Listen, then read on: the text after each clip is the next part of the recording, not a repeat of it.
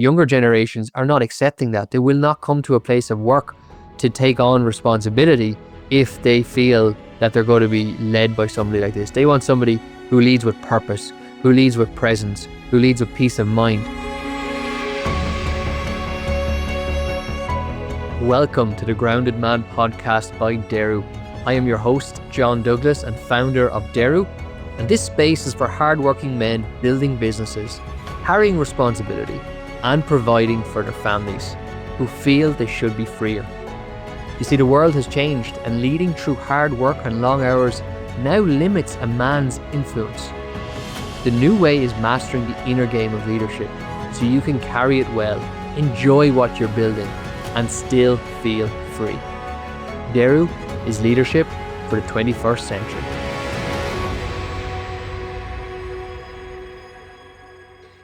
Okay, episode 3 is today, and we're talking about leadership. What is leadership? And that's what we've spoken about over the last couple of episodes is, what does it mean to be a hardworking man in the 21st century?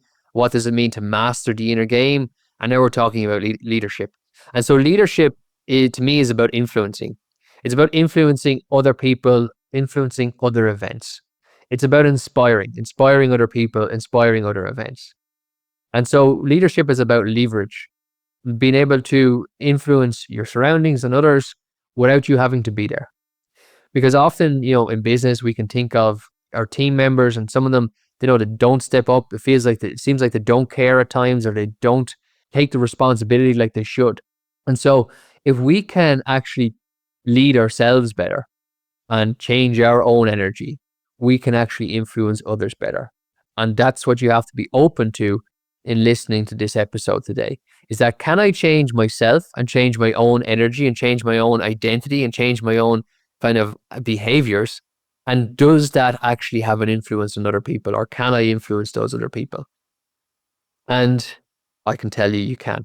You can, because this all operates off energy, and energy never lies. So what is energy at the base of it? It's all about frequency, energy, vibration. And this is what Nikola Tesla spoke about. He says, if you want to understand the secrets of the universe, think in terms of these. Think in terms of vibration and frequency. Vibration and frequency, we shouldn't be, I suppose, afraid of them or skeptical of them, because all they are at the end of the day is numbers. And if you think about the progress we've made over the last couple of millennia as a human race, it's all been based on numbers. It's a lot of mechanical, scientific growth has occurred, and it's all based on numbers. We want to prove something. We use numbers in the business. We use numbers for everything, as ways to measure. And so frequency and vibration are the exact same. So think of this. Think of you're walking beside, maybe you're out for a walk in your locality, and think of an area you go, there's a lake, and maybe a pond or something like that. And you pick up a pebble. You gently just throw the pebble into the pond or the lake. What happens? So what happens is a ripple forms. I want you to think of yourself, you're like that pebble. And your energy, your identity, your strategy, how you show up, that affects the ripples. Because if you got a big stone and threw it in, the ripples will be different. You are influencing everything around you. You're influencing everything around you. So your frequency and vibration will attract things on a similar frequency and vibration towards you. And it will repel things that are not on that vibration. So let me bring that down to very basics. If you're in a really positive state, you will attract positive outcomes. If you're in a negative state, you will attract negative outcomes. You can't be in a negative state and attract positive outcomes. The whole strain and struggle of mankind is basically summed up in that sentence. We're living from a negative state and expecting positive outcomes. It's not going to happen like that. We think we can force these things to happen. Life happens naturally. All life starts from within. If you think of the acorn that expresses itself into the oak tree, or if you think of a fertilized egg that grows and comes out as a baby 9 months later, everything starts from a seed and it grows out, it expands outwards.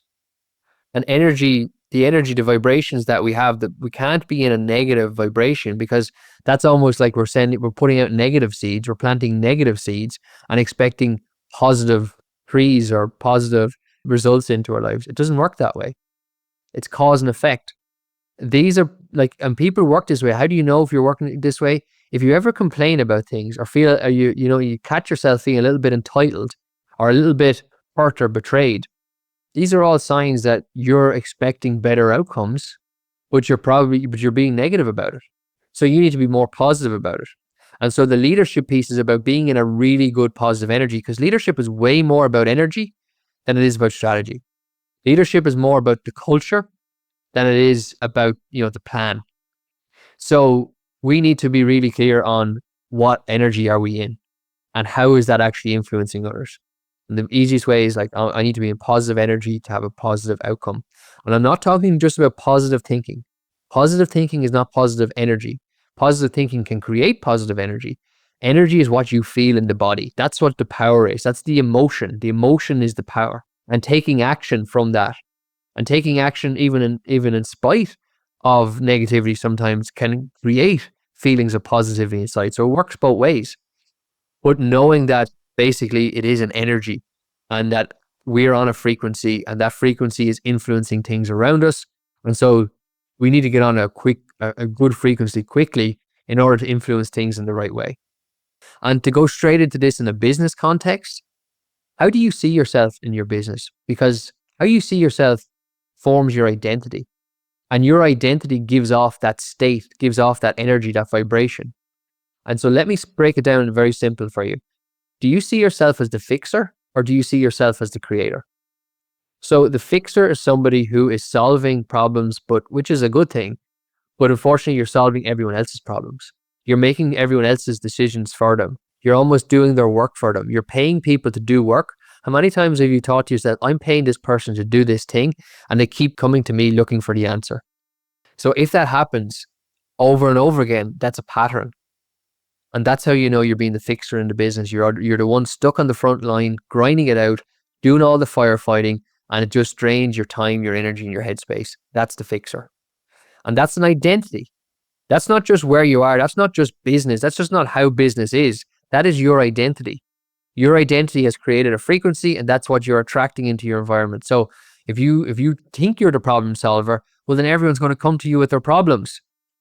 So you need to say, I'm not the problem solver. I'm the one who sets the vision. I want you to be the creator. The creator is the visionary. It's the strategist.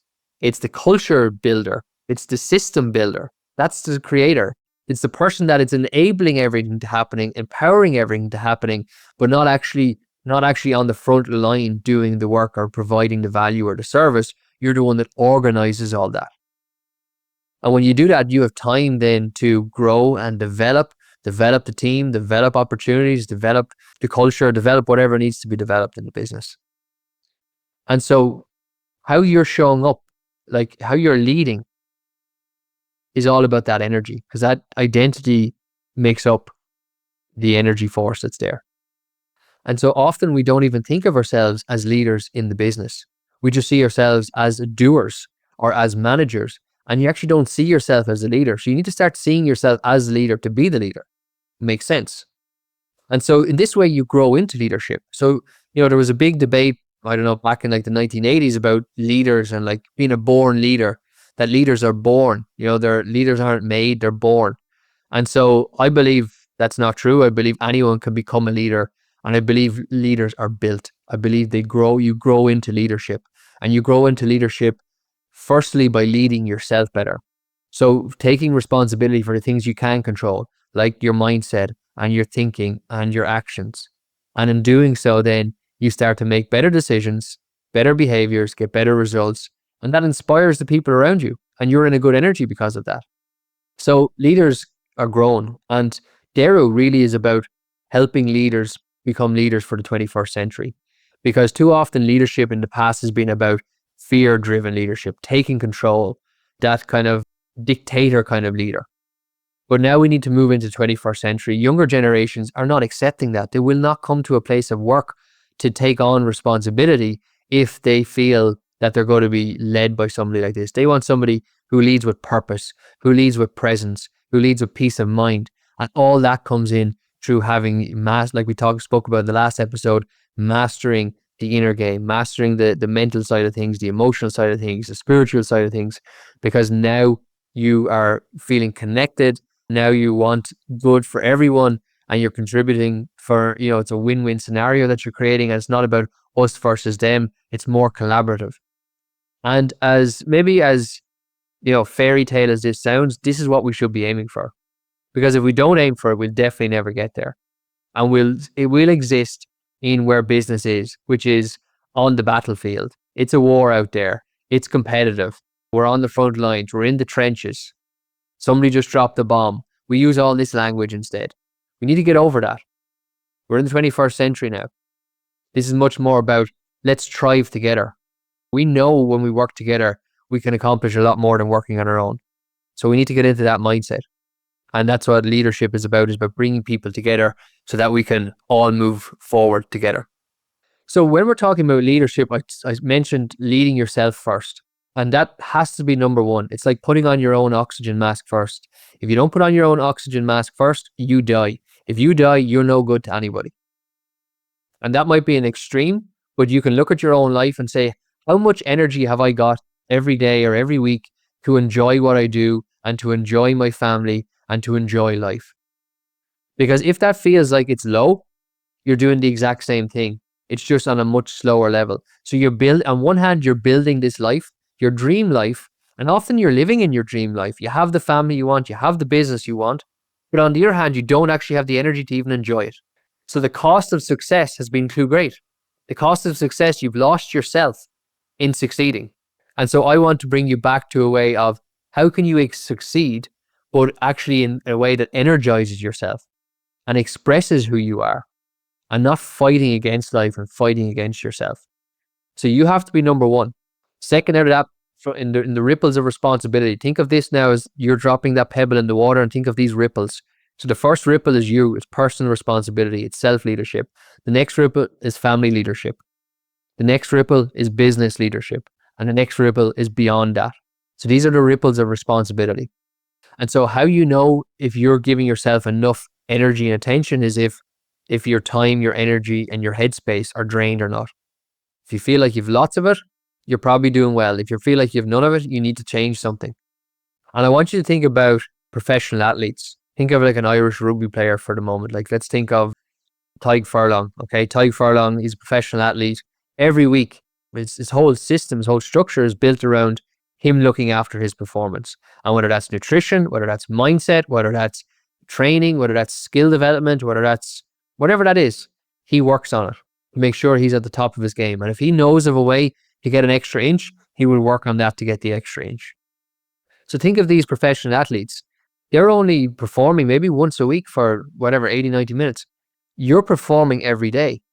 Yet you don't put in maybe any constructs into your week or supports that allow you to work on your mindset or your energy or your focus or your recovery. And that last one there, recovery, is the big one. That as a leader, you need to have time in your week for rest, recovery, and recharging. You need to take, probably if you're a workaholic, if you describe yourself as that, you probably need to put more effort and focus into rest, recovery, and recharging than you do into your work. Because you're working your arse off is in your comfort zone. Taking a step back and not working and recovering, that's uncomfortable. That's outside your comfort zone. So often we talk about, you need to get outside your comfort zone to grow. This is what it looks like. It's doing something that your body, that you almost feel like if I don't keep working, things are going to fall apart. Test it, challenge it, take that step back and see, do they?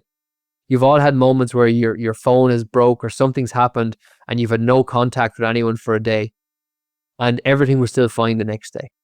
But we're living in this kind of conditioned mind that we think everything's going to fall apart if we're not there controlling it right now in this moment. So we need to overcome that. Why do we need to overcome that and take that personal responsibility? Because if we're not enjoying the work, if we're not learning how to carry responsibility well, if we're not learning how to be in a calm, peaceful state, have presence as leaders, remember we're sending off an energy that's influencing those around us. So if you're not carrying that responsibility with positivity, and not just a positive thinking mindset, but actually feeling positive, feeling joyful, feeling good about it, feeling energized, if you're not carrying that, other people are picking up on that. And so we have to inspire the next generation to come in and pick up responsibility and carry it with us And we're not going to be able to do that if all they see is pressure and stress, because they won't be enticed to do it. They won't have a desire to do it. So we need to get rid of the kind of whole martyrism around leadership, and I'm carrying it all. I'm the one doing the work. I'm the one grinding it out. I'm working the long hours. We need to get over ourselves and get beyond that. And we need to take responsibility for what we can control, which is our energy and our mindset, and make sure that's at the top, so that every time we show up and every time a team member sees us, we're there to greet them with presence, and we inspire them and influence them that way. And if you've been experiencing a lot in your business where your team, they don't seem to care, they don't step up, they're not pulling their weight, I guarantee if you start changing this about yourself, you will notice a difference in them. Because right now you're probably giving off energy that's uncertain. And uncertain energy is the biggest cause of procrastination and doubt.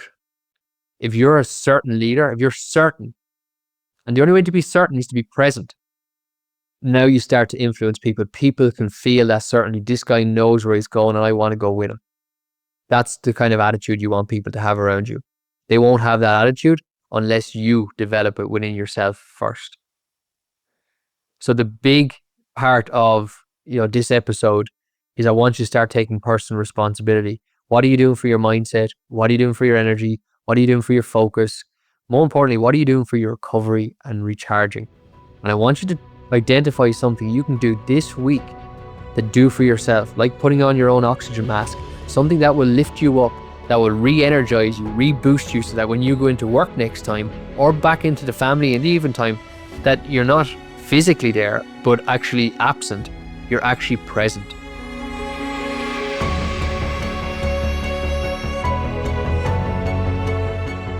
Thank you so much for listening today. I really enjoy sharing this wisdom because it doesn't come from me, it comes through me, from the work I do with men like you that I serve. So if the idea shared today resonated, be sure to like and follow the show. And if another man would value it, share this episode with him. Because the more men who hear this, the more of us can break free from pressure and enjoy what we're building. So let's enjoy the build together. Thank you for listening. I'll see you next week.